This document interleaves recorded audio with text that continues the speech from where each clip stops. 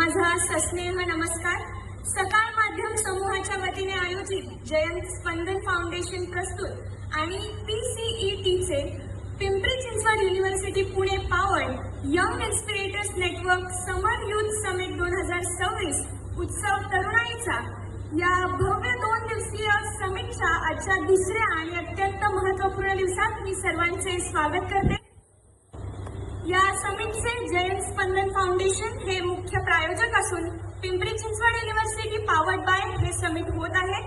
राजे Vikramsingh Gadge cooperative bank limited, Shahu दूध, double Maharashtra Kesari पहलवान चंद्रहार पाटील मल्टीपर्पज फाउंडेशन हे सहप्रायोजक आहेत. त्याचबरोबर आंबेडकर नॉलेज सिटी, आमदार अमल महाडिक, संजय घोडावत विद्यापीठ व Ashokrao Mane group of institutions यांचे विशेष सहकार्य मिळाले आहे. संपूर्ण महाराष्ट्रभरात Pimpri Chinchwad university powered by in summer youth summit विविध जिल्ह्यांमध्ये होणार आहे. Spectrum academy, ASM, KJ education institute Trinity, YD बाबा YSP डिजिटल क्रांतीच्या आणि आर्टिफिशियल इंटेलिजन्सच्या युगात जगत आहोत. पण या डिजिटल युगात वावरताना आपण स्वतः सुरक्षित आहोत का आणि सायबर विश्वातील आव्हाने कोणती आहेत याचंच उत्तर देण्यासाठी आपलं पुढचं सेशन आहे on the topic entrepreneurship, innovation, digital and artificial intelligence era and cyber security.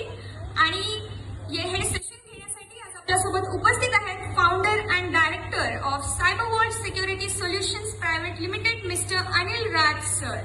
Me Abhijit Shinde sir यांना विनंती करते की त्यांनी अनिल राज सर यांचं स्वागत सत्कार करावा. कार्यक्रम आज इथे पार पडणार आहे. आजच्या या समारोहाच्या कार्यक्रमासाठी उपस्थित अध्यक्ष शाहू उद्योग समूह कागल राजे समरजीत सिंह गाडगे यांचं मी स्वागत करते आणि त्यांना व्यासपीठावर येण्याची विनंती करते. त्याचबरोबर जयंत स्पंदन फाउंडेशनचे अध्यक्ष विवेक कोकरे सर यांचेही स्वागत आणि त्यांना व्यासपीठावर येण्याची मी विनंती करते. तुमचा प्रश्न शेवटचा लास्ट प्रश्न आहे. रिपीट युअर प्रश्न. आय वॉज आस्किंग की पाकिस्तानच्या विरोधात जे आपण ऑपरेशन सिंदूर लॉन्च केलं होतं त्याला 1 वर्ष पूर्ण झालं आहे आणि पाकिस्तान दरवेळी काही ना काहीतरी कुरापती करत असतं, दहशतवादी हल्ले होत असतात आणि भारतात एक अशांततेचं वातावरण नेहमी पसरत असतं. मग त्यांना त्यांच्या भाषेत उत्तर देणं सुद्धा गरजेचं आहे. मग ते ऑपरेशन थांबवण्यात आलं त्यामुळे जनतेत सुद्धा एक गैरसमजाचं वातावरण निर्माण झालेलं आहे.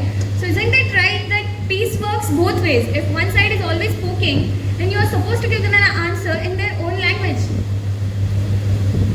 सो भारताने जो सीज फायर केला that was wrong according to you, बरोबर? That's kind of question. आणि ऑपरेशन सिंदूर सक्सेस होतं का नाही होतं का काय झालं आणि कसं झालं हे प्रश्न आहे, बरोबर ना? तर सगळ्यांना ऐकायचं काय विषय?